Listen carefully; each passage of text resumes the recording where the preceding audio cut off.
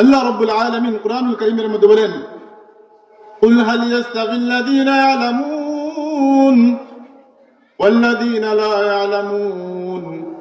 ও আমার বান্দারা, তোমরা জেনে রাখো, শুনে রাখো, দুনিয়ার জমিনের মধ্যে আমি আল্লাহ যত মানুষ দুনিয়ার শুরু থেকে শেষ পর্যন্ত দুনিয়ার মধ্যে প্রেরণ করেছি, যত মানুষকে সৃষ্টি করেছি, এই সমস্ত মানুষের মধ্যে আমি আল্লাহ রাব্বুল আলামিন আমার ইলমের মধ্য থেকে সামান্যটুকু ইলম যে মানুষকে দান করেছি, দুনিয়ার অন্য সমস্ত মানুষের মধ্যে ওই সমস্ত মানুষকে আল্লাহ রাব্বুল আলামিন এই ইলমের মাধ্যমে সম্মানিত করেছেন।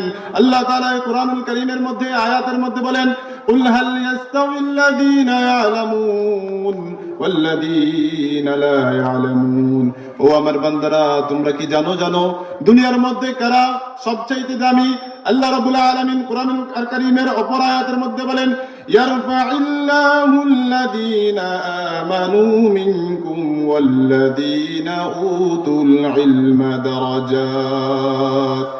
দুনিয়ার জমিনের মধ্যে আল্লাহ রাব্বুল আলামিন যে মানুষগুলোকে কুরআনুল কারীমের ইলম দান করেছেন, আল্লাহ রাসূলের হাদিসের ইলম দান করেছেন, দুনিয়ার অন্য সমস্ত মানুষের চাইতে আল্লাহ রাব্বুল আলামিন ওই মানুষটাকে সবচেয়ে বেশি সম্মানিত করেছেন।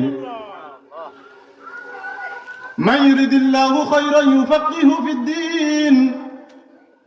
রাসূল আকরাম সাল্লাল্লাহু আলাইহি সাল্লাম হাদিস শরীফের মধ্যে বর্ণনা করেন, মান ইউরিদিল্লাহু খায়রান